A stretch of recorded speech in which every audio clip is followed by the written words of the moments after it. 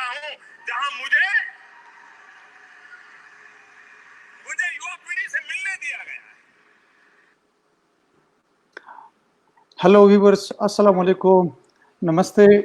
अपने दूसरे मेहमान को, जिस तरह कि आपको पता है दोस्तों कि यहाँ पर हमारे पुख्तनख्वा टेलीविज़न होस्ट रोमान ख़ान मुख्तलिफ़ किस्म के शख्सियत को दावत देते हैं और अपने प्रोग्राम में उसकी अपनी व्यू भी शामिल करते हैं। तो आज हमारे अपने पड़ोसी मुल्क से, हिंदुस्तान से मेजर जनरल प्रजाश KR हमारे साथ मेहमान होंगे और इनसे सुनेंगे पाकिस्तान, चाइना और इंडिया चाइना की सूरत हाल और खित्ते में अमन की सूरत हाल के ऊपर हम आज बाकायदा से डिस्कशन करेंगे।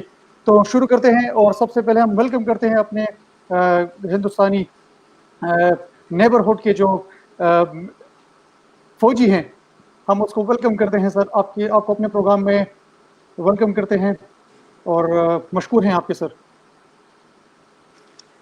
शुक्रिया। नमस्ते, सलाम वालेकुम। वालेकुम सलाम। वालेकुम सलाम सारे सुनने वालों को। शुक्रिया सर। मैं ब्रजेश कुमार हूँ, सेवानिवृत्त इंडियन आर्मी से, और मेरी तरफ से आप सब लोगों को, सुनने वालों को शुभकामनाएं, दुआ और सलाम। वालेकुम सलाम। मशकूर हैं आपके अपने तारुफ करने की। बहुत से चेहरे इंडिया से ऐसे होते हैं जो किसी तारुफ के मोहताज नहीं होते। आप भी तारुफ के मोहताज तो नहीं है, लेकिन आपका तारुफ यहाँ पर पहली दफ़ा पाकिस्तान की तरफ से हमारे पुख्तनख्वा लेवल के प्रोग्राम में आपको एक बार फिर इंशाल्लाह जब नेक्स्ट बार आप आएंगे तो दोबारा से आपकी अच्छी खासी मेहमान नवाजी करेंगे। सर, यहाँ पर आप खत्ते में बहुत सारी फ्लाज भी सुनने को आ रही हैं और उसके अंदर मिथ भी हैं, रियलिटी क्या है। पहले शुरुआत करते हैं सर चाइना इंडिया के फेस ऑफ के ऊपर। हो क्या रहा है एक्चुअली में सर? आप क्योंकि एक्सेसिबल हमारी हिंदुस्तान है, कुछ खास हद तक हमारी सकाफती लेवल के ऊपर भी ताल्लुकात है, तो चाइनीज़ के साथ हमारी सकाफती ताल्लुकात तो नहीं है, तो हम अपने पड़ोस में अपनी सकाफती लेवल के साथ बातचीत जो है ना, हम उसको प्रायोरिटी देते हैं कि हो क्या रहा है आपकी मालूमात के, आपकी निगाहों में, आपके परसेप्शन के मुताबिक चाइना और इंडिया का बीच हो क्या रहे हैं एक्चुअली में? चाइना को हम चीन कहते हैं। चीन और भारत के बहुत ही पुराने संबंध हैं। हम लोग सिविलाइजेशनल पावर हैं और करीब करीब साथ प्रेजेंट डिस्पेंसेशन में जन्म लिया 1947 में हम लोग, और चीन 2 वर्षों बाद कम्युनिस्ट देश बना। बड़े मुल्क हैं, नेबर्स हैं और डिफरेंट गवर्नेंस हैं। उनके यहाँ और हमारे यहाँ बहुत मतभेद है गवर्नेंस के तरीके से, और आगे आने वाले समय में हिंदुस्तान और चीन या चीन या हिंदुस्तान, जैसे आप कहें, 2 बड़े देश होंगे दुनिया में। उनकी आबादी भी बहुत है, इकोनॉमिक प्रोग्रेस भी चल रही है, उनकी डिफेंस कैपेबिलिटी भी ज्यादा है। चाइना थोड़ा आगे है, हिंदुस्तान थोड़ा पीछे है, और आगे आने वाले दशकों में, दशक 10 साल को कहते हैं, 10-20-30 वर्षों में जी आप देखेंगे एशिया एक सबसे बड़ा पावर जोन होगा, निभर कर आएगा चीन और हिंदुस्तान। और दूसरी बात यह है, आज के समय चीन एक चैलेंजर है विश्व में, जो कि स्टेटस को बदली कर रहा है अपने इकोनॉमिक ताकत से, अपने फौज की ताकत से। तो कई सारे जो पुराने रूल्स थे जो हमको गवर्न करते थे दुनिया में, एक देश दूसरे देश को, या समझौता होता था, या कहते थे कि पूरी दुनिया एक है, उसके ऊपर नई चीजें लिखी जा रही हैं, नए कानून बनाए जा रहे हैं, और ये इसके वजह से थोड़ी बहुत डिस्टर्बेंस हो रही है। अगर आप देखेंगे तो हमारे साथ एक फेस ऑफ हुआ लद्दाख के अंदर। इसी तरीके से और भी फेस ऑफ चल रहे हैं चाइना के, साउथ चाइना सी में 5-6 देशों के साथ में, घर के करीब हांगकांग में, ताइवान में, इकोनॉमिक फ्रंट में ऑस्ट्रेलिया के साथ में। तो ये जो एक नया पावर निकल के आता है वो अपनी पहचान बनाने के लिए कुछ हरकत करता है, तो हम उसको उस दिशा में लेते हैं और ये ट्रांजिटरी फेज है और ये हरकत करते हैं, उसके रिएक्शन होते हैं, फिर पानी का जो सतह है बराबर हो जाता है। अभी उथल पुथल है तो इक्विलिब्रियम आ जाएगा। तो वैसे ही घटना हमारे साथ, हमारे और चीन को के संबंध को लेकर के फेस ऑफ हुआ था। ठीक, हम लोगों की जो बाउंड्रीज हैं वो डिफाइंड नहीं है, उनको हम LAC कहते हैं, लाइन ऑफ एक्चुअल कंट्रोल। वो एक चूंकि लाइन नहीं है जो जमीन पे क्लियरली डिफाइंड नहीं है, कुछ ग्रे जोन्स हैं, इस करके टकराव होते हैं। कभी हल्के होते हैं, कभी सॉफ्टली होते हैं और कभी थोड़ा सी गर्मी उसमें आ जाती है। तो ये जो घटना हुई थी, बीच में थोड़ी सी गर्मी आ गई थी और 15-16 जून को जो हरकत हुआ था उसमें पहली बार बहुत सालों के बाद में कुछ कैजुअलिटीज हुई।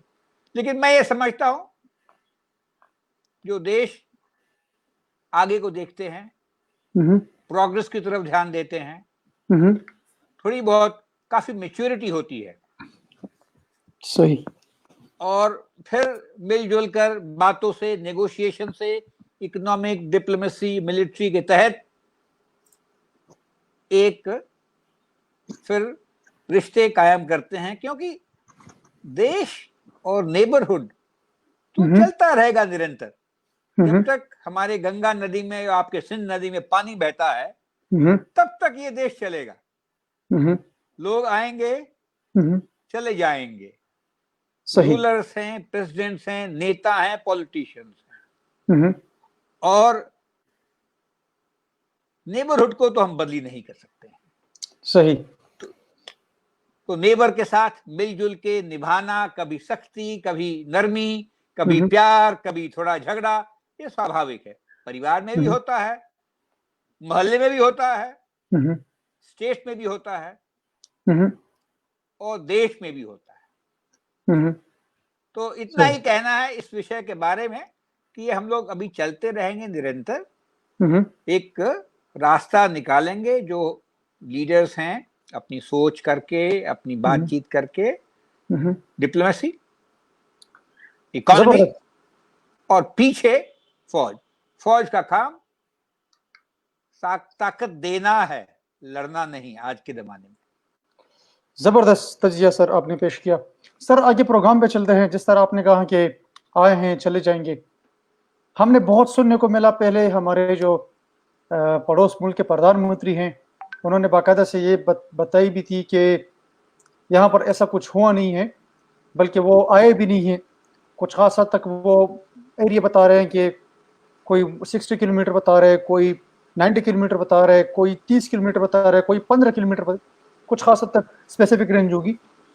लेकिन सर जिस तरह पहले तो उन्होंने क्लेम किया था कि वो आए ही नहीं है, बाकायदा से एक स्टेट की प्राइम मिनिस्टर ने, प्रधानमंत्री ने क्लेम किया था कि वो नहीं आए।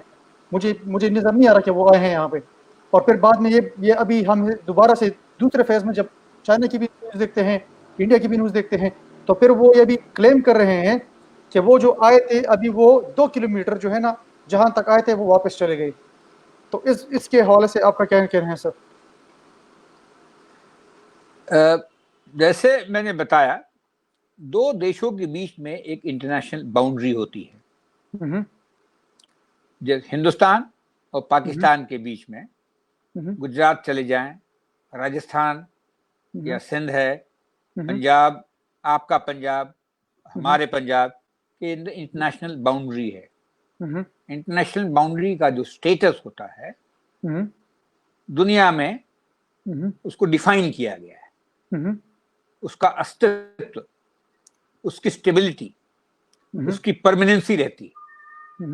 हम आप पूरी दुनिया उसको समझते हैं और उसको रिस्पेक्ट करते हैं। लेकिन उन जगहों पे जहां पे ये डिफाइन नहीं है तो थोड़ा सा ओपन टू इंटरप्रिटेशन हो सकता है। तो सही।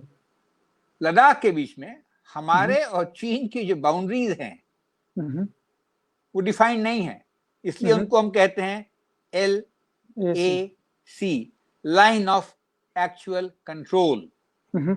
तो LAC में और इंटरनेशनल बाउंड्री में बहुत फासला है, दोनों अलग चीजें हैं।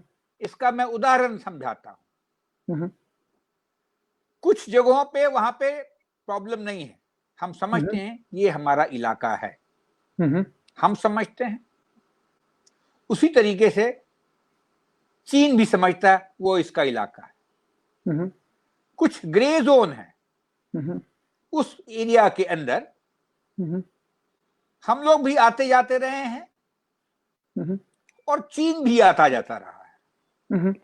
तो ये जो परेशानी या मुठभेड़ या थोड़ी सख्ती या जो डिस्कशन होता है इसके ऊपर में होता है। हम समझते हैं ये हमारा LAC है, वहां तक हमारी जमीन है, तो जहां जो जगह हमारे पास में है उससे हम आगे जाते हैं, पेट्रोलिंग भी करते हैं। अगर चीन के वहां पेट्रोल मिल गए तो अलग अलग चले जाते हैं, वहां पे जाके पत्थर के ऊपर बैठ के फुट तस्वीर खींचते हैं, लिखते हैं हमारी जगह और वापस आ जाते हैं। तो ये सिलसिला चलता रहा है। अच्छी मालूमात फराहम की है आपने।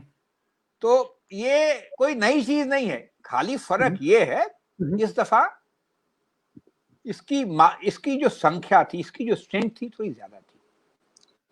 सर तो जो हमारे प्रधानमंत्री ने कहा कि हमारे जमीन पे कोई नहीं आया है, सही फरमाया, वो इंडिया के इलाके में कोई नहीं आया था। लेकिन वो जो ग्रे जोन में यस सर, जिस तरह आप बता रहे थे कि वो आके तस्वीरें खींच के लोगों को बता रहे हैं कि यह चाइना ने इस जगह पे कंट्रोल करके रखा है, तो ये आपने अच्छा एक शक्ल पेश किया कि ये ऐसा नहीं है कि सिर्फ तस्वीरें खींच के लोगों को बताते हैं कि ये जगह हमने कंट्रोल किया। सर, अभी एक और चीज़ हमें देखने को मिली है, वो ये मिली है कि जहां पर हमने आमिर खान की मूवी देखी थी 3 इडियट्स, अब वो वाली जगह जो है ना वहां की भी तस्वीरें काफी आई है। लेकिन अब यहाँ पर तस्वीरों से आगे थोड़ा हम चलते हैं, जिस तरह आप बात करते हैं कि वो आते रहते हैं चले गए, इस बार ऐसा क्या हुआ कि वो आ गए और आपके जवान वहां पर जो है ना अभी अपनी जान से भी गए, अपनी धरती के ऊपर अपनी जान नछावर कर गए। तो 61 के बाद हमें देखने को मिल रहा है कि आज तक ऐसा कुछ नहीं हुआ, लेकिन 61 के बाद ये दूसरा ऐसा फेस ऑफ है कि जो अभी तक हमारे कुछ फिगर लोग ये बता रहे हैं कि 20 जवान आपके वहां पर अपनी जान से जान नछावर करके अपनी धरती पर, कुछ फिगर बता रहे हैं कि 40 है, कुछ फिगर बता रहे हैं कि 60 है। तो अभी समझ में नहीं रहा सर, आप इसके ऊपर जरा रोशनी डाल दे कि ये क्या मामला है कि अभी तक मतलब है कि ऐसा कुछ सूरत हाल नहीं बनी थी, सिर्फ वो आते रहते हैं तस्वीरें खींचते, लेकिन आप तो तस्वीरों खींचने की आगे चले गए। अब तो बाकायदा से तस्वीरें जो खींच रहे हैं वो तो अभी इंडियन जवानों के साथ खींच रहे हैं, लेकिन वो जवान जो बगैर एक गोली के चलाए हुए जो है ना वहां पर एक इतनी बड़ी फेस ऑफ हो गई। इसके हवाले से आपकी क्या स्ट्रेटेजी है, क्या एनालिसिस है सर? देखिए, ये तस्वीर तो हम लोग भी खींच रहे हैं, ऐसी बात नहीं है, लेकिन जिस एरिया का आपने जिक्र किया पैंगांग त्सो लेक, वहां की बात नहीं है, ये घटना गलवान की है। गलवान की, जी हाँ। और इंडिया तो डेमोक्रेसी है, प्रेस भी फ्री है, सोशल मीडिया पे भी लोग एक्टिव हैं, तो एक नहीं 100 बातें आपको मिली है इसके बारे में, सब हिंदुस्तान के हवाले से या हिंदुस्तानियों के हवाले से। हम दोनों तरफ फॉलो कर लेकिन अपना दरमियानी चीज हम पकड़ते हैं, फिर दरमियानी चीज हम फिर उसके ऊपर हम तर्जिया करते हैं, ना कि इंडिया की जो चीजें बताते हैं। मैं समझ रहा हूं आपके, यानी हमारे यहाँ भी मैं कुछ और कह रहा था, मैं ये कह रहा था चीन के हवाले से इसके ऊपर कुछ बयानात नहीं है। क्या हुआ, किधर गए, मरे लोग नहीं मरे। अब ऐसे लोगों से आप डील करें और हम लोग के यहाँ जो बहुत सारी बातें करते हैं, तो दोनों में फर्क पड़ता है। तो ये जो घटना हुई थी 15 तारीख को, वो गलवान की घटना थी। हेजी है, उसके खुल के तथ्य नहीं आए हैं, लेकिन ये झड़प हुई आपस में। और झड़प क्यों हुई, इसकी भी एक कहानी है। वो यूं कि जब कोर कमांडर्स लेवल के ऊपर बातचीत हुई तो बताया गया कि सब अपनी जगहों पे चले जाए। यहाँ के जो बटालियन थे, 16 बिहार के कमांडिंग ऑफिसर चेक करने गए कि भाई इस जगह से, जो कि पेट्रोल पॉइंट 14 कहते हैं, चले गए कि नहीं चले गए। तो उस चेक करने में एम्बुश कर दिया चीनियों ने। एम्बुश का मतलब समझते हैं आप? घेर के हाथापाई की। हम लोग हथियार तो नहीं चला रहे हैं कई सालों से। तो ये 1967 में ऐसी घटना नाथुला में हुई थी, जब हमने चीनियों को बहुत कड़ा जवाब दिया था। उनके काफी लोग हताहत हुए थे। तो उसके बाद से एक दफा और 75 में फायरिंग हुई है। उसके बाद से मुठभेड़ हुए हैं, लेकिन फायरिंग नहीं हुई, जाने नहीं गई।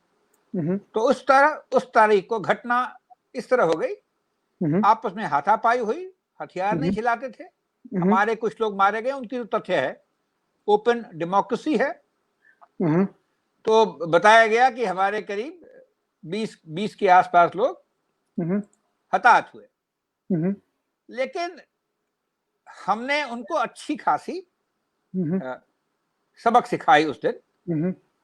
और कई तरह के अफवाहें हैं, रूमर्स हैं, क्योंकि डेटा तो आया नहीं। कुछ कहते हैं 43, कुछ कहते हैं 100, तो पता नहीं क्या है। बट कहने का मतलब ये है कि ये मामला उनको लग गया कि ऐसे बात नहीं होगी।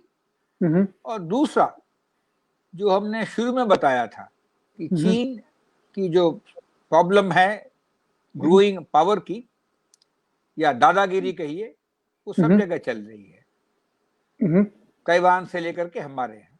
तो ये जब घटना हुई तो अच्छा संदेश पहुंच गया कि भाई देखिए, ऐसे नहीं चलेगा।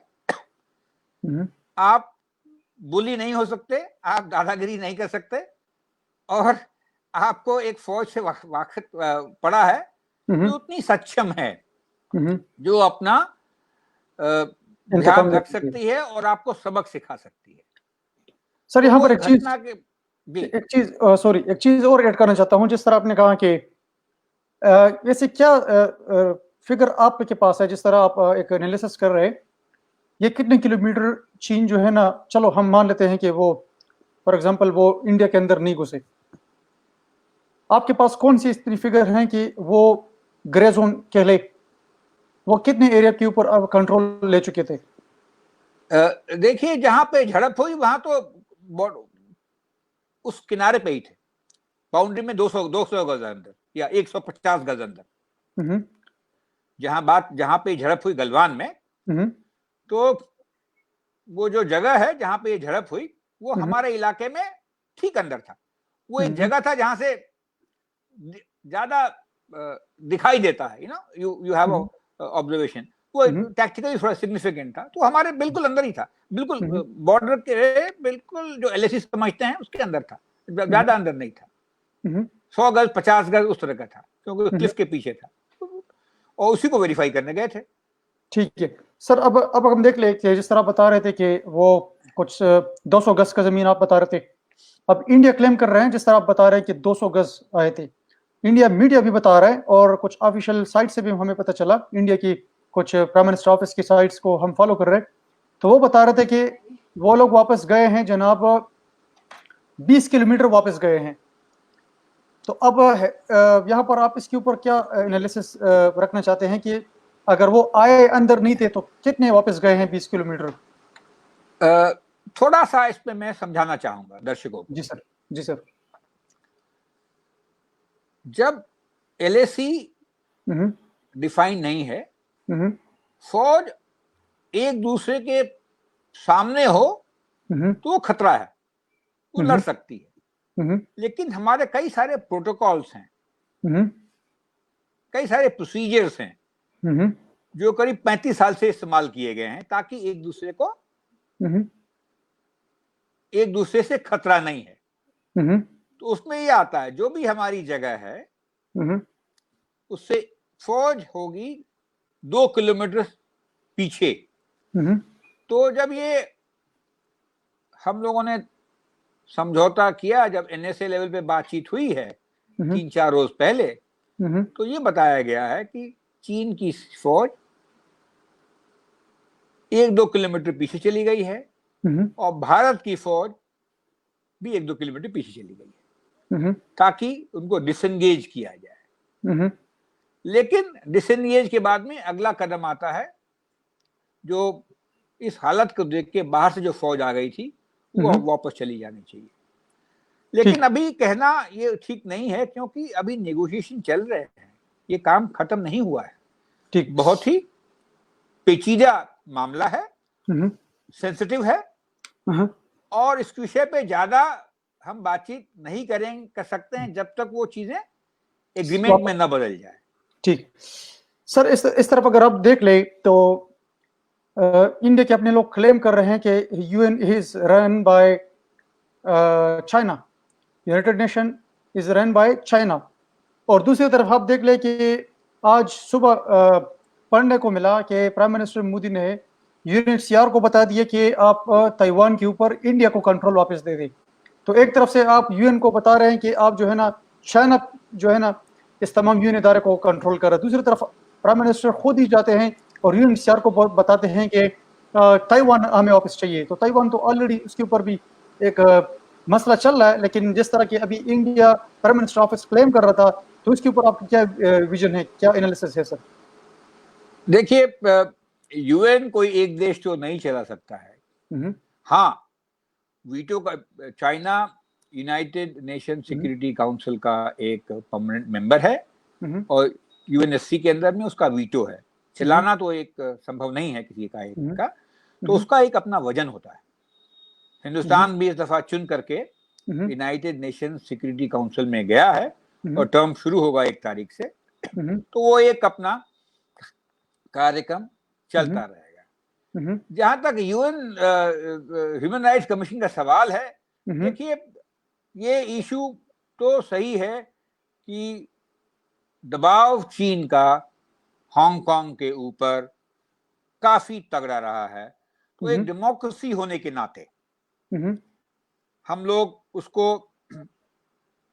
कंडेम करते हैं बाकी वर्ल्ड लीडर्स के साथ में, और स्वाभाविक है कि इसको उस फोरम पे उठाएंगे जो कि हम लीगली उठा सकते हैं। तो दोनों बातें अपनी जगह पे हैं और सही भी हैं। ये नहीं कहना कि ये ठीक है और ये गलत है, ये उचित नहीं है, दोनों ही उचित है। सर जरा शिमला एग्रीमेंट के हवाले से बता रहे कि शिमला एग्रीमेंट में आप लोगों की क्या बातचीत हुई थी? शिमला एग्रीमेंट तो बहुत 1972 की चीज है। तो अभी ये हालात क्यों पैदा हुए जब वो एग्रीमेंट एक्सपायर हो गया या इसके ऊपर अमल कराने वाले लोग खत्म हो गए? तो एग्रीमेंट तो अगर साइन किया है देश ने, दो देशों ने मिलके, तो चलता रहेगा। साइन करने वाले चले जाते, उसका क्या मतलब है? अब आप यूनाइटेड नेशंस ऑर्गेनाइजेशन बनी 1945 में, जिन लोगों ने उसके ऊपर दस्तखत किए थे या साइन किए थे वो तो नहीं रहे। बहुत देश भी उसमें तब्दीली हो गई है। चीन भी उसके अंदर बहुत बाद में गया है और भारत की मदद से गया है। 1950s में वो जब मौका हमें मिल रहा था कि आप चले जाइए, हमने कहा कि नहीं, चीन एक बड़ा देश है, उसको भेजेंगे। दोस्ती कर रहे तो चीजें चलती रहती हैं और ये जो अग्रीमेंट्स हैं, समझौते हैं, इसी के बनस्पति हम लोग दुनिया चलती है। ये तो उसको हम नजरअंदाज नहीं करते हैं। हाँ, थोड़े बहुत चेंजेस होते हैं तो रीनेगोशिएट करते हैं। तो जहां तक शिमला एग्रीमेंट की बात है, डेट तो नहीं है, वो उसको हम मानते हैं, पाकिस्तान भी मानता है, कम से कम बातचीत के दौरान में कुछ। और हर एक समय एक ऐसी चीज है, उसको नए लोग नए तरीके से देखते हैं, उसमें भी कोई अन्यथा वाली बात नहीं है। लेकिन एग्रीमेंट तो एग्रीमेंट है और उसको पालन करना चाहिए। ठीक सर। सर यहाँ पर आपने देखा कि इस जंग को आप फर्दर, जिस तरह अभी ये फेस ऑफ चल रहा है, जंग का नाम मैं दे दूं या ना दूं, शायद आप उसको बुरा मान लें, लेकिन फिलहाल जिस तरह आपने डेटा दी थी हमने कि उस तरफ की भी कैजुअलिटी की है, आपके एनालिसिस के हवाले से ऐसा क्या है कि कितने कैजुअलिटीज आपने चाइनीज की हैं कि वो छुपा रहे हैं? अब ये तो माहौल ऐसा हो रखा है कि हम लोगों का तो खुला देश है, अपोजिशन भी खुली है और प्रेस भी खुला है। आपको याद होगा 1999 में भी ऐसी ही घटना घटी थी, लोग कैजुअलिटी छुपा रहे थे। तो ये तो कहानी है 1962 की लड़ाई की भी। अगर आप देखेंगे तो 1962 वॉर में, जो कि हमारे अगेंस्ट गया था, हमारी करीब 7,000 8,000 के करीब कैजुअलिटी रही होगी। लोग जो जख्मी नहीं, जो खत्म हो गए। और चीन का डेटा 15 साल बाद आया कि भाई उनके यहाँ करीब 5,000 लोगों की मौत हुई थी। तो ये नई बात नहीं है कि वो उनकी तरफ से डेटा नहीं आता है। दो फिगर्स घूम रहे हैं, एक चीन की तरफ से फिगर देखा कर आज ही सोशल मीडिया पे, वो 100 कहता है, यहाँ के एनालिस्ट 43 बताते हैं। यहाँ के लोग ये भी बताते हैं कि उनके कर्नल साहब को हमने जिंदा पकड़ लिया था। और फिर इस बातचीत जो चली, इसी वजह से चली, खूब बातचीत चली, इसको छोड़ दिए और हम वापस जाते हैं। तो ये तो लड़ाई के दौरान ये सब चीजें हो सकती हैं, इसलिए हुई गई हैं। लेकिन ये कहना उचित समझूंगा कि चीन की जो फौज है वहां कंस्क्रिप्शन है, मतलब लोग आते हैं, 3 साल नौकरी करते हैं, फिर चले जाते हैं पढ़ाई करने। ठीक है सर। सर हमारी फौज जो है माउंटेन वॉरफेयर में बहुत ही प्रधान है, कई सालों से लड़ाई कर रही है। तो हम किसी भी चीजों में उनको अच्छी खासी उनको सबक सिखाई होगी और ये उनको पता भी है। तो जो कैजुअलिटी का फिगर है, क्योंकि प्रिसाइज फिगर नहीं आया है, तो वही मानते हैं जो हमारे यहाँ कह रहे हैं, करीब 43 है कमांडिंग, उसमें कमांडिंग ऑफिसर्स भी हैं और ऑफिसर्स भी हैं और जवान भी हैं। ये उसके ऊपर ज्यादा बात करने का कोई खास वो है नहीं। जो कैजुअलिटी है, हम उनके परिवारों के लिए हम खेद प्रकट करते हैं, ये अच्छी चीज नहीं है आज के जमाने में, लेकिन ऐसा अगर वो करेंगे तो करना पड़ेगा। ठीक है, नेक्स्ट सवाल की तरफ मूव करते हैं सर। जिस तरह के आपने देखा होगा कि प्रधानमंत्री वहां पर भी गए, उस जगह के ऊपर भी, तो ऑलरेडी जिस तरह बता रहे हैं कि वो अभी सेटबैक कर गए हैं, तो अब इसकी क्या तवक्कुआत हैं कि ये लोग इधर ही पड़ाव डाल ले? क्योंकि जिस तरह वो आए हैं और इतनी कैजुअलिटीज आपकी भी की हैं और आप वो क्लेम कर रहे हैं कि हमने भी की हैं, तो इतनी कैजुअलिटीज के बाद वो सिर्फ इसलिए आए थे कि हम बस आ गए जी और आपकी भी कैजुअलिटीज की और हमारी भी कैजुअलिटीज हो गई, बस जनाब हम ग्रे जोन से वापस कर चले जाएंगे, और बस इसीलिए आए थे कि चलो कुछ फौजी हमारे भी मरे, कुछ फौजी भी आपकी भी मरे, और बस मामला उसके बाद जो है ना यूएनएचसीआर को चला जाएगा या कुछ एग्रीमेंट्स के ऊपर रह जाएगा, या बस आप 2 किलोमीटर वापस चले जाएंगे और ये मामला इधर ही खत्म हो जाएगा। आगे की क्या इंडिया की पार्लियामान किस तरफ देखती है, उसकी स्टांस क्या है? क्या चाइना से अपना ये जो फेस ऑफ है वहां पर हुआ है कि इसके ऊपर ये स्टांस लेकर मजीद लड़ाई जारी रहेगी? और जिस तरह हम ये अपनी डेलीगेशन की बात की है, मिलिट्री लेवल पर आपकी बातचीत भी चल रही है, लेकिन कुछ खास हद तक ये बात भी सुनने को मिला है कि जो रवैया चाइनीज मिलिट्री की डेलीगेशन के ऊपर हो रहा है, वो रवैया हमने हिंदुस्तान की तरफ से काफी सॉफ्ट मिला है कि वो बिल्कुल इस मामले में बिल्कुल प्रेशराइज हैं कि इस मामले को चाला ना जाए और बस इस मामले को किस तरह से खत्म किया जाए एग्रीमेंट के थ्रू। देखिए, मामला थोड़ा सा आजकल की दुनिया में कोई एक चीज जो है अकेले में नहीं होता, खाली मिलिट्री का मामला नहीं है। गलवान की जो घटना हुई, जहां पे कैजुअलिटी हुई, उसके बाद से ही डिप्लोमेटिक तरीके से, इकोनॉमिक तरीके से बात उठाई गई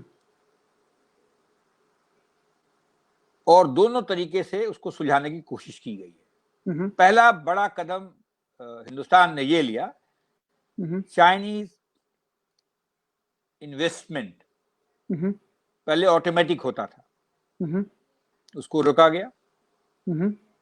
करीब 59 कंपनीज हैं सॉफ्टवेयर में, सोशल मीडिया में, टिकटॉक जैसे, उनको बंद किया गया। एक दो और कॉन्ट्रैक्ट्स कैंसिल किए गए। तो ये तो इकोनॉमिक नेगोशिएशन या इकोनॉमिक प्रेशराइज करने की बात। हर एक चीज लड़ाई से नहीं समझती, तो फौज, इकोनॉमी, इंटरनेशनल डिप्लोमेसी सारी चीजें होती हैं। कुछ चीजें सामने नजर आती हैं, बहुत सी चीजें नजर नहीं आती हैं। तो ये पूरे हथकंडे लगाए गए और बातचीत पीछे चलती रही है।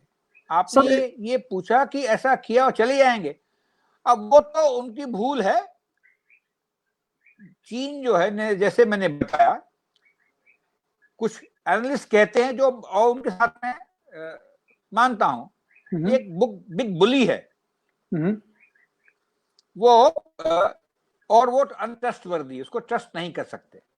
इसलिए कहता हूं Taiwan, Hong Kong, Philippines, Vietnam, Indonesia, Malaysia, और अभी परसों उन्होंने भूटान के अंदर भी कोई क्लेम डाल दिया है, और हमारे साथ तो है ही है। तो आपके अगर 18 नेबर्स हैं और 13-14 नेबर से आप कुछ कर रहे हैं, तो ये आप क्या कर रहे हैं? तो ये उन्होंने कोशिश की होगी ऑब्जर्व करने की, टेस्ट करने की, और लगता है कि फिर इसमें बात नहीं बनती है तो फिर विड्रॉ करना पड़ेगा। विंटर्स में 6 महीने बाद उतनी फौज उनके लिए रखना भी मुश्किल काम है। हमारी जगह दिल्ली से 900 किलोमीटर है, बीजिंग से वो जगह 5000 किलोमीटर है। तो लॉजिस्टिक्स है, बहुत सारी चीजें हैं। और फाइनली ये है कि 21st सेंचुरी में कोई देश लड़ाई नहीं चाहता है। कोविड की मार पड़ी हुई है, इकोनॉमी श्रिंक कर रही है, लड़ाई के लिए पैसे चाहिए, वेस्टेजेस होते हैं। तो ये माहौल जो है दूसरा है दुनिया में सर। तो इस हवाले से भी सबक मिल गई होगी, ये सीख ली होगी, जाएंगे। हाँ, कोई फेस सेविंग लगाएंगे ताकि लगे कि बदनामी ना हो, मगर यहां तक ये मुद्दा है, हमें लग रहा है खत्म नहीं हुआ है, धीरे धीरे ये निपट लिया जाएगा, नेगोशिएशन से, बातचीत से, और इसमें हमारी भलाई भी है। हमारी क्या मतलब है? देश की, देशवासियों के लिए और दुनिया के लिए। ठीक, जिस तरह आपने कहा कि जंग किसी भी बात की एक सलूशन नहीं है। 62 के बाद ये दूसरी टाइम एक और घटना इंडिया को सामने मिलने को मिली है। इसके ऊपर थोड़ा सा बात करेंगे। आपने जिस तरह ये इस जंग को इकोनॉमिक की तरफ से इसके ऊपर बात की, और पर्टिकुलरली आपने टिकटॉक के ऊपर बात की कि कुछ सॉफ्टवेयर भी हैं, कुछ एग्रीमेंट्स और भी हैं।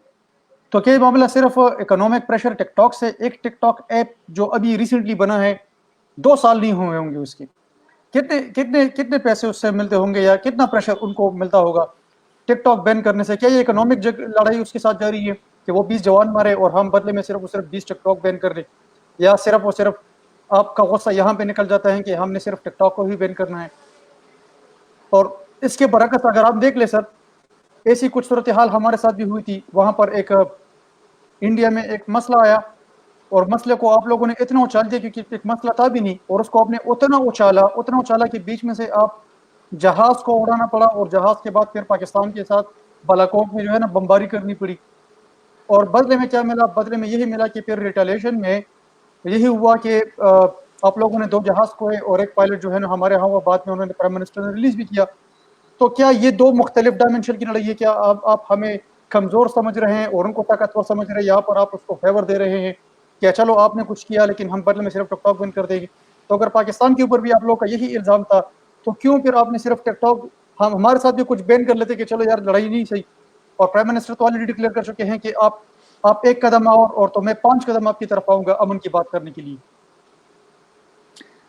देखिए, 2 रिश्ते कभी कंपेयर नहीं कर सकते, अलग होते हैं। आपके दोस्त के बीच में हो, भाइयों के बीच में हो, तो परिवार के बीच में हो, बड़े यूनिक होते हैं। देश, दो देशों के बीच की जो रिश्ते हैं वो यूनिक है और वो बनते हैं over a period of time. ऐसा नहीं है कि सुबह उठ के हम ये कर देंगे।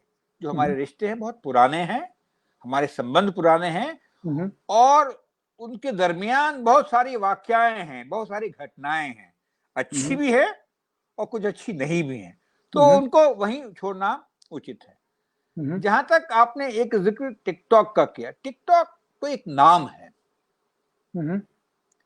जब आप चाइनीज इन्वेस्टमेंट को बंद करने की कोशिश करते हो, जबकि उनको इकोनॉमिकली बहुत मार पड़ रही है अमेरिका के अंदर, क्योंकि उनका सामान नहीं जा रहा है कोविड की वजह से या बाकी चीजों से, और ये एक मूवमेंट सा बन जाता है। हम ही नहीं, कई सारे लोग दुनिया में भी उसको, इस तरह के स्टार्टअप्स को, इस तरह के कंपनियों को बंद कर, और इसका असर हुआ है। एक आंकड़ा मैं पढ़ रहा था, एक मैं आंकड़ा को क्या कहते हैं, एक एस्टिमेट में देख रहा था। जी, फिगर। वो कहते हैं कि इसका एस्टिमेट, टिकटॉक पे मत, इसको छोटा मत समझिए, इसका एस्टिमेट पूरे स्टार्टअप्स पे है और इन्वेस्टमेंट पे है, वो करीब $6 बिलियन के हिसाब से। एक आंकड़ा किसी ने निकाला था, सिर्फ स्टैटिस्टिकली निकाला था, ऊपर नीचे कम भी हो सकता है। तो कहने का मतलब है, इस नेटवर्क दुनिया में यूनिलैटरली इस तरह की हरकत नहीं किया जा सकता है, और उसका इंटरलिंक्ड है, खासकर जब बड़ी पावर की राइवलरी चल रही है और काफी सारे देश जो हैं दुनिया में वो खफा हैं इस करके। सर एक जो आपने पाकिस्तान का उदाहरण दिया था, देखिए वो अपना अलग जगह पे है। एक छोटा सा सवाल है सर, यहाँ पे एक छोटा सा सवाल ऐड करता हूँ, आपकी बयान कंटिन्यूस करते हैं फिर। सर जिस तरह के आपने बता दिया कि दो यूनिक चीजें होती हैं और उन्होंने वहां पर, उनको अमेरिका से मार पड़ रही है, तो आपको जिस तरह आपको पता होगा सर कि एक कंट्री जब सुपर पावर के साथ लड़ रही है इकोनॉमिकली, तो आपको नहीं लगता कि वो कंट्री जो लड़ रही है तो वो भी कोई छोटी चीज होगी? जो एक बंदा अमेरिका को इकोनॉमिक थ्रेट दे सकता है, चले अमेरिका को तो ये थ्रेट रिसीव हो गया कि भली चलो यार इसकी सारी कंपनियों को निकाल फेंको, लेकिन उसको ये पता था कि अगर अमेरिका की ब्लॉक में नहीं जा रहा, और ऑलरेडी जो जंग है वो चाइना, रशिया, पाकिस्तान जो है वो ये ब्लॉक है, इसके खिलाफ अमेरिका अपनी ब्लॉक बना रहा है। ये तो सारी एक साउथ एशिया में और मिडल ईस्ट में ये सब एक कॉन्स्पिरेसी भी चल रही है, उसके ऊपर बात भी चल रही है। तो क्या सर आपको नहीं पता कि चाइना खुद भी एक चीज है जो कि छोटे छोटे, दूसरे यहाँ पर इस सवाल के साथ मैं जो लिंक कर रहा हूँ, अगर सेम स्ट्रेटेजी या सेम इकदाम पाकिस्तान लेता, आपके 20 जवान वहां पर जो है ना उनकी कैजुअलिटी होती, आपका स्टांस क्या होता उस वक्त? ये देखिए, दो चीजें आपने बताई। एक तो मैं आपके वाकया पे थोड़ा सा संदेह प्रकट करूंगा। चीन, पाकिस्तान, रशिया, ये कोई एक्सेस नहीं है, ऐसा कुछ डिप्लोमेटिक संबंध में नहीं है। तीनों अपने अपने अपने अपने आप में और एक समृद्ध देश, बड़े देश हैं, और आबादी के हिसाब से अगर चाइना 130 करोड़ है तो पाकिस्तान भी 22 करोड़ है, रशिया भी 10, 12, 15 करोड़ है। तो तीन अलग अलग देश है, लेकिन कोई ऐसा इकट्ठे होकर कहीं मामला नजर नहीं आया है या न सोच है, तो उसको मैं खारिज जरूर करूंगा। दूसरी बात रही चीन की, जी हाँ, वो रिविजनिस्ट पावर है। होशियारी तो की, अमेरिकन ने उतनी होशियारी नहीं देखी। पूरे दुनिया का मैन्युफैक्चरिंग हब चीन के पास में, तो अगर अमेरिका के साथ ट्रेड संबंध में कटौती होती है या चेंजेस आते हैं तो असर तो उनको पड़ेगा ही, अमेरिका में ही पड़ेगा। जहां तक हमारे जान पहचान के परिवार के लोग यूएस में रहते हैं, वो कह रहे हैं कि हमारे यहाँ भाई अब चाइनीज चीजों का दाम बढ़ गया है, सारा कुछ घर में आप नलके से लेके आप जो भी इस्तेमाल कर, सब चीन की बनी होती है। तो वो कर गए, लेकिन अभी देखिए क्या होगा जब आप इतने मैन्युफैक्चरिंग करते हैं, कोई लेने वाला नहीं है, क्या करोगे? ऑस्ट्रेलिया के साथ वैसे ही संबंध था, तो कहने का मतलब है कोई डिफिनिटिव चीज नहीं है। सर 50% ऑस्ट्रेलिया 2 लॉबी है, ऑस्ट्रेलिया में 2 लॉबी काम कर रही हैं, 50% जो ऑस्ट्रेलिया है वो प्रो अमेरिका है, और 50% उसकी तमाम सेनेट के लेवल की बात कर रहा हूँ। 50% सेनेट के अंदर जो लोग हैं वो प्रो अमेरिकन है, कह रहे कि अमेरिका अगर हमारा एलाई बनता है या बना है या बन जाए तो हमारी जो है ना उनके लिए अच्छा है, उनके देश के लिए अच्छा है। और फिर ऑस्ट्रेलिया सेनेट के अंदर 50% लोग ऐसे हैं कि वो कह रहे हैं कि अगर चाइना हमारे साथ उसके संपर्क ठीक रहते हैं तो हमारे जो है ना देश के लिए ठीक है। तो वो तो वहां पर तो डबल थ्योरी है। सर सवाल मैंने ये पूछा कि अगर सेम स्ट्रेटेजी पाकिस्तान अपनाता, आपके 20 जवान की कैजुअलिटी हुई, तो आपका स्टांस क्या होता सर? देखिए, दो चीज है, जवान की कैजुअलिटी इशू नहीं है, इशू कुछ और है। ये उसका रिजल्ट निकला है। आप समझ रहे मेरी बात? जवान को क्यों मारता है कोई, इशू तो कुछ और है। ये जवान क्यों हताहत हुए? किसी एक जवान किसी देश का एक प्रोफेशनल है और उसकी हम कद्र करते हैं, उसकी जान की कद्र करते हैं। आपने देखा होगा अभी कारगिल के लड़ाई में एक आपके अफसर थे जिनको निशाने हिंद, निशाने हैदर मिला, और हमारे ब्रिगेडियर सिंह ने कहा कि देखिए साहब, ये सैनिक तो कमाल का बंदा है। तो ये सैनिक का हताहत होना एक इशू नहीं है। एक छोटा सा वाक्य बता रहे शेर खान का। उसका नाम था कर्नल शेर खान और मेरा नाम है रोमान खान। तो हम दोनों पठान थे, हमारे करीबी सिटी से लगते हैं। मैं पेशावर से बिलोंग करता हूँ, वो सवाबी से बिलोंग करता है, तो हम दोनों के सिटीज करीबी हैं। तो कर्नल शेर खान का जब वो इंडिया के अंदर था, उसका एक छोटा सा वाक्य, क्योंकि आप कारगिल वार में भी रहे हैं, तो एक छोटा सा वाक्य बता दे कारगिल वार का, शेर खान का।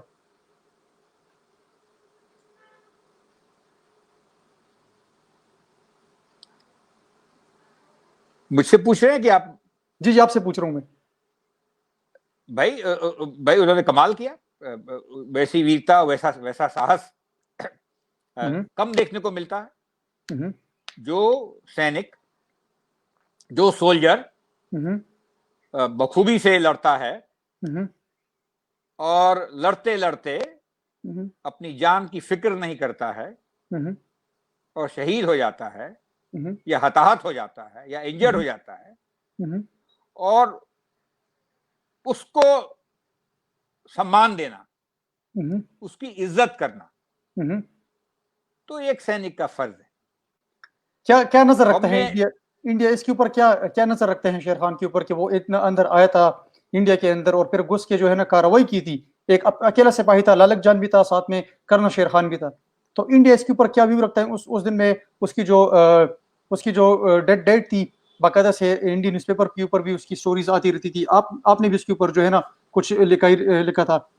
क्या स्टांस रखता था कि ऐसा बंदा पाकिस्तान की तरफ से आना और फिर हिंदुस्तान के अंदर फिर कार्रवाई करना और फिर मरते वक्त उसकी जो असलहा था उसकी सीने के ऊपर रखा था, और काफी घंटों से जो है ना वहाँ की जो सैनिक थे, वहाँ की जो जवान थे, वो उसके ऊपर काफी आज तक भी लोगों को एज ए सिंबॉलिक रखते हैं कि जो कर्नल शेर खान जैसा बंदा था वो सदियों बाद एक पैदा होता है। क्या व्यू रखते हैं सर? देखिए, कोई भी सोल्जर हो या सेलर हो या एयरमैन हो, एक फौजी का कद्र करता है अगर वो अपने काम में अच्छा हो, और काम अच्छा करते करते जब लड़ाई होती है तो स्वाभाविक है लोग हताहत होंगे, तो उसकी हम कद्र करते हैं। अभी से नहीं, अगर आप हिस्ट्री देखें तो महाभारत के अंदर भी सुबह से शाम तक लड़ाई होती थी, और शाम को एक दूसरे से जाके भाई, चाचा, ताऊ मिलते थे, बातचीत करते थे। जो डेड थे उनको ठीक तरीके से उनका अंतिम क्रिया किया जाता था, दुआ सलाह।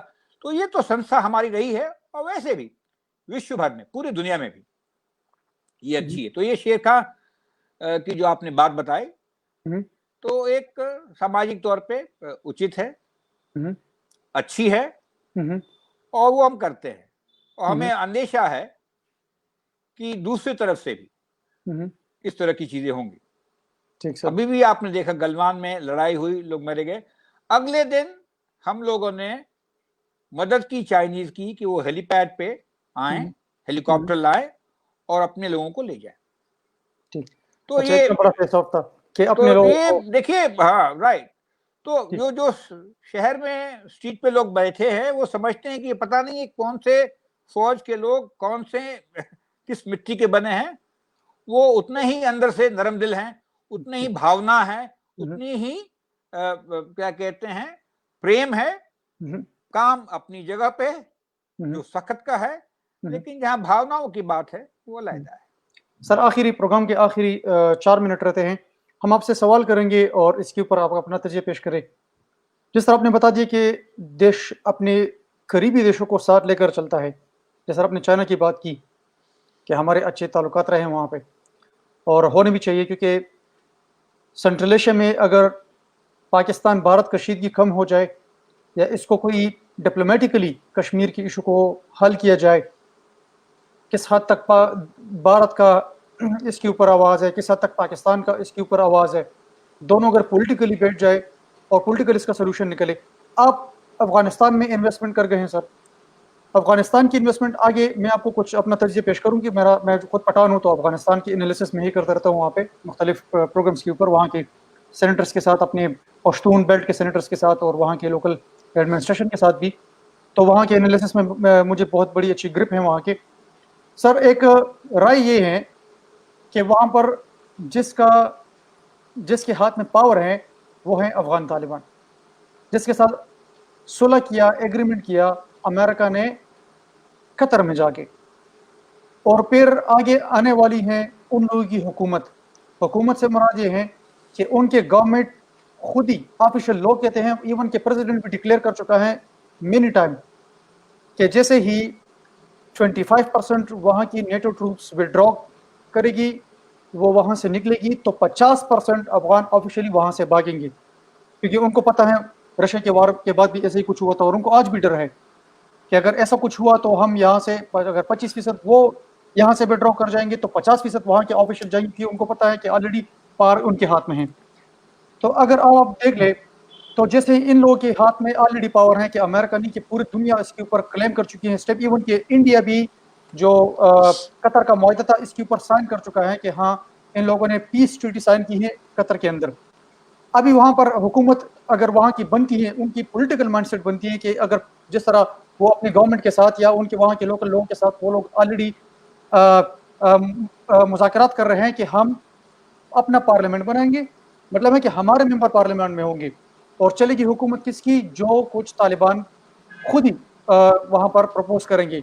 और हुकूमत तालिबान की ऐसी नहीं होगी कि हम बंदूक अंदर लेके जाएंगे, बल्कि लोगों को बुला के हम हुकूमत बनाएंगे कि किस तरह आपकी बाकायदे से रायशुमारी होगी वहाँ पे। तो आप लोगों ने भी वहाँ पर इन्वेस्टमेंट की है, फ्यूचर में आप अपने ताल्लुकात तालिबान के साथ किस तरह देख रहे हैं? देखिए, अफगानिस्तान का मुद्दा जो है बहुत ही पेचीदा है, अभी से नहीं, बहुत पहले से। तो सर फिर आपकी इन्वेस्टमेंट इतनी पेचीदा जगह पे क्यों लगी है? देखिए ऐसा है, इन्वेस्टमेंट तो हम करेंगे क्योंकि हमारे ताल्लुकात अच्छे हैं, ताल्लुकात अभी से नहीं है।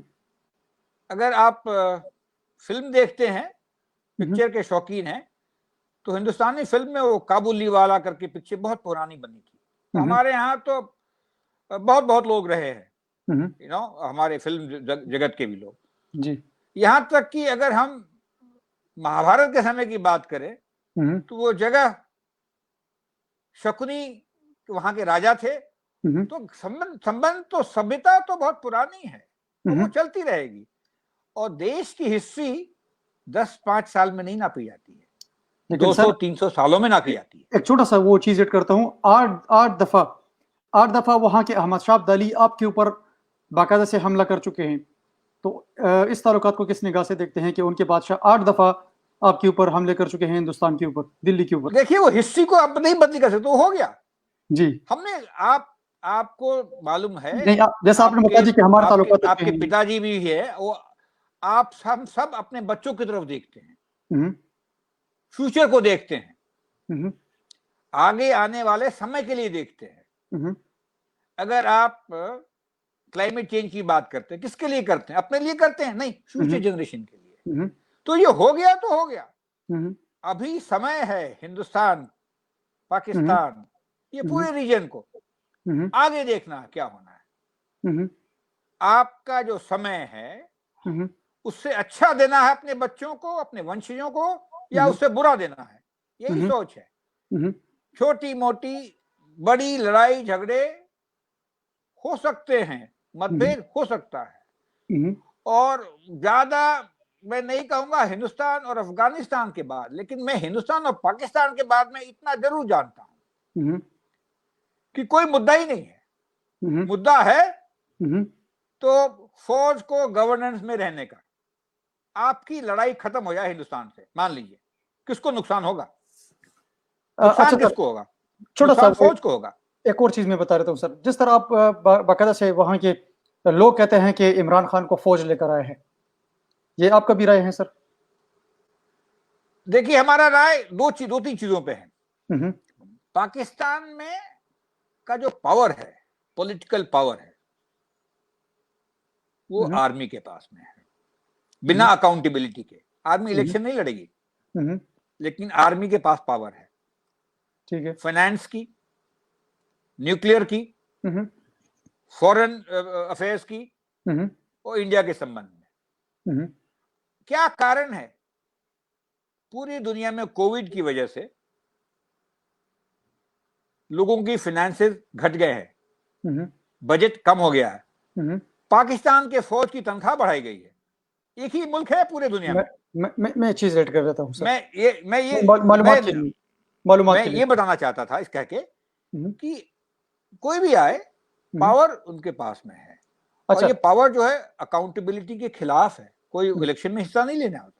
ठीक ठीक सर। आप देख ले सर, जिस तरह आपने बता दिया कि पूरी दुनिया में जो है ना फाइनेंशियल क्राइसिस आ गया due to corona, humanitarian crisis है, तो पूरी दुनिया की तनख्वाहें भी साथ में, इकोनॉमी पर भी असर पड़ा है। लेकिन सिर्फ और सिर्फ पाकिस्तान फौज है जो इस वक्त उसकी तनख्वाहें, उसकी बजट जो भी है और तनख्वाहें भी बढ़ा दी गई। आपने ये भी साथ साथ में सुना होगा कि वाहिद पूरी दुनिया में, और कंट्री की अपनी अपनी स्ट्रेटेजी होगी, स्टांस होगा इसके ऊपर, कोविड-19 के ऊपर। लेकिन इस वक्त डैम के लिए, इस वक्त पाकिस्तान के डेवलपमेंट के लिए, और साथ में कोविड-19 की ह्यूमैनिटेरियन क्राइसिस के लिए वाहिद पाकिस्तान फौज ही थी। क्योंकि ये न्यूज़ है, मैं आपको दे रहा हूँ, मैं उसको सपोर्ट नहीं कर रहा, क्योंकि मेरे फौजी मैं सपोर्ट भी करूंगा जहां पर जरूरत आई, लेकिन मैं सिर्फ एनालिसिस बता रहा हूँ इसके इस वक्त। पाकिस्तान फौजी थी कि 2 मंथ की अपनी तनख्वाह जो है काट दी और बता दिया कि हम 2 मंथ की तनख्वाह नहीं लेंगे, अपने मुल्क के लिए डैम बनाए, ताकि फ्यूचर के लिए, जिस तरह आपने बता दिया कि फ्यूचर के लिए उसकी बिजली, उसके लिए ही मसनूआत अपने मुल्क के अंदर इंडस्ट्रियल जोन बना दे। फिर कोविड-19 का जो समय आया, इसी में 3 मंथ की तनख्वाह मजीद उन्होंने बता दी कि हम भी तनख्वाह नहीं लेंगे अगर हुकूमत पाकिस्तान में सपोर्ट करे। तो फिर 12,000 रुपए इमरान खान ने हर बंदे के लिए घर घर राशन फराहम करने का बंदोबस्त कर दिया। उसके ऊपर एनडीए में, नेशनल डिजास्टर मैनेजमेंट का बाकायदा से स्टांस ये रहा कि वहां पर जो ट्रेनिज है वो पाकिस्तान फौज नहीं ट्रेन करने थे। लेकिन आखिर में सिर्फ आपको ये ऐड करना चाहता हूँ कि पावर की बात करी तो हमारे यहाँ भी यही परसेप्शन है कि जिस तरह आप लोग बताते हैं कि इमरान खान का पावर जो है ना ये जीएचक्यू से हुआ है या पाकिस्तान आर्मी ने की है, तो क्या 2 दफा हुकूमत वहाँ के नरेंद्र मोदी को क्या गवर्नमेंट ने दी है, वहाँ की पब्लिक ने चूज किया है? तो अगर ऐसा होता तो आज तक राहुल गांधी की पॉपुलरिटी ग्राफ जो है, क्योंकि गांधी फैमिली से बिलोंग करते हैं, उसके मामा पिता ने जो है ना इतना कुर्बानी दी है, तो क्या 2 दफा बैक टू बैक गवर्नमेंट जो मोदी की मिली है, तो क्या वो पब्लिक ने चूज की है? आखिरी राय दे और इसके बाद हम आपसे इजाजत भी मांगेंगे, प्लीज सर। देखिए, जो मोदी की जो पावर है तो बड़ा ओपन डेमोक्रेटिक सिस्टम है, और जहां तक हिंदुस्तान जो है एक डेमोग्राफिक प्रोफाइल में one of the youngest Nations है। हमारी 50% जो आबादी है वो 25 साल से कम की है। और आपने जिक्र किया कि दूसरे पॉलिटिकल पार्टी के जो नेता हैं उनके कुर्बानी दी उनके दादाओं ने, परदादाओं ने। तो अगर हम भविष्य को देखते हैं, डेमोक्रेसी को देखते हैं, तो रूल ऑफ लॉ पसंद करते हैं, रूलर की बात नहीं सुनते हैं। दोनों में फर्क है। तो एक डेमोक्रेसी में आपने देखा होगा ऐसे ऐसे लोग चुन के एग्जाम्स में, वीरता में, पढ़ाई में, कंट्रीब्यूशन में आ रहे हैं जो कि पहले नजर नहीं आते थे। लेकिन तो सर यहाँ पर कंट्रोवर्सी ये पैदा होती है कि मोदी, सब लोग बताते हैं, इवन आपको पता है, बहरहाल उसकी बिजनेस मैं कदर करता हूँ कि हर कोई अगर अपनी वसीले के लिए जो भी करे, अपने रिज़्क के लिए हलाल रिज़्क कमाए, ये तो एक वसीला है। लेकिन आपने अभी एकेडमिक लेवल के ऊपर बात की कि वहाँ पर जो भी बनता है हम रूलर की बात करते हैं कि रूलर्स कौन लेके आ रहा है। तो यहाँ पर अगर आप देख लें कि इमरान खान वो एक इंटरनेशनल यूनिवर्सिटी इंग्लैंड से बाकायदा से सबक हासिल कर चुका है, PhD वहाँ से कर चुका है। एक दूसरी तरफ अगर हम देख ले कि हिंदुस्तान हमारे पड़ोसी मुल्क में एक चाय वाला प्राइम मिनिस्टर हैं, तो यहाँ पर कंपैरिजन तो दो डिफरेंट चीजें हैं सर। तो यही तो इंडिया के डेमोक्रेसी का कमाल है। एक चाय वाला भी प्रधानमंत्री बन सकता है, चाय वाले का लड़का चाय वाला गरीब बन सकता है। और देखने को मिलता है हमारे जो राष्ट्रपति हैं वो भी बहुत ही गरीब परिवार से निकले हैं, लेकिन सक्षम लोग हैं, काबिल लोग हैं और लोग पसंद करते हैं। तो यही तो ब्यूटी है डेमोक्रेसी को। और मैं आने वाली पीढ़ी के लिए ज्यादा चिंतित हूं, हिंदुस्तान का हो, पाकिस्तान का हो, पूरे साउथ एशिया का हो। उनकी आवाम की जो जरूरतें हैं वो प्राथमिक हैं, ठीक, बाकी तो सब बेकार का है। बिल्कुल सर। और जितनी जल्दी ये हमको समझेंगे खुशहाल रहेंगे। अभी उतने खुशहाल नहीं हैं। दुनिया में कोई भी इंडिकेटर्स ले लें, HDI में ये रीजन थोड़ा सा पीछे है। बिल्कुल, बहुत मशहूर हैं सर आपके साथ बहुत एक अच्छा डिबेट हुआ, अच्छा ग्रेसफुल डिस्कशन हो गई। हम आने वाले वक्त में आपको दोबारा से फिर से मदऊ करेंगे, दावत देंगे। और बहुत शुक्रिया, आपने हमारे दावत को कबूल करके हमारे प्रोग्राम को मुंतखब किया और आ गए और अपनी एक अच्छी सी एक एनालिसिस हमारे साथ शेयर की। फ्यूचर में भी हम आपके एक्सपेक्टेशन रख सकते हैं कि आप बार बार आइए। होस्ट रोमान खान पुख्तनख्वा टेलीविजन आपको बार बार यहाँ पर गेस्ट बनाएंगे और अच्छे से डिसेंट एनालिसिस करेंगे। थैंक यू, अच्छा लगा आपसे बातचीत करके। और आपके माध्यम से मैं लोगों को बताना चाहता हूं कि हम लोगों की समस्या आजकल के जमाने में कोविड है। दूरी रखें, मास्क लगाएं, अपना ध्यान रखें, और सबसे इंपॉर्टेंट है आने वाले समय में के लिए बच्चों के ऊपर ध्यान दें और उस फ्यूचर को ध्यान दें। और उसको देख के जो भी आप कदम उठाएंगे आपके लिए भी अच्छा है, परिवार के लिए भी अच्छा है, देश के लिए भी अच्छा है और हमारी रीजन के लिए भी अच्छा है। संदेश के लिए अल्लाह अपना आपको खुश और खुरम रखे। ख्याल रखिएगा सर, बहुत शुक्रिया आपको अपने प्रोग्राम में मदऊ करने के लिए। धन्यवाद। तो जी साथियों, फ्यूचर में एक और मेजर के साथ भी बात होती रहेगी इंशाल्लाह। यहाँ पर मुख्तलिफ शख्सियात ने आना है, आप कर सकते हैं। जिस तरह एक भाई ने बता दिया कि मुझे लिंक भेजे कि मैंने भी प्रोग्राम में पार्टिसिपेशन की, तो कल भी हमने यही बात की थी कि हमारा प्रोग्राम ये बाकायदा से प्लांटेड प्रोग्राम होता है। प्लांटेड प्रोग्राम से मुराद है कि पहले आपने अपॉइंटमेंट फिक्स करनी पड़ती है, चाहे आपका ताल्लुक किसी भी पार्टी से है, किसी जमात से भी है, अपने यहाँ पर अपनी अपॉइंटमेंट फिक्स करनी पड़ती है और इसका एक प्रॉपर तरीकाकार है। हमारी प्लेटफॉर्म आप हर किसी के लिए बिल्कुल ओपन अवेलेबल है। जो पब्लिक बेस्ड प्रोग्राम होते हैं उसमें लिंक बाकायदा से पब्लिक करते हैं, और पब्लिक बेस्ड प्रोग्राम नहीं होते तो उसके लिए फिर हमने अपॉइंटमेंट का तरीकाकार चूज करके रखा है। तो आप आइए, बार बार आइए, आप सबका प्रोग्राम है, आप सबकी राय को यहाँ पर प्रायोरिटी दी जाएगी, आपके सवालात को यहाँ पर एंटरटेन किया जाएगा, और बाकी अगर इधर उधर की बातें होंगी तो उसको एंटरटेन नहीं किया जा सकता। तो ख्याल रखिएगा, जहाँ भी रहें खुश रहें। अल्लाह पाक आपको अपने हिफ्ज़ अमान में रखे। कोविड-19 की इस वबा से अल्लाह पाक हमें निजात दिलाए। होस्ट रोमान खान के साथ इस वक्त के लिए और तब तक के लिए अपना ख्याल रखिएगा। वस्सलाम।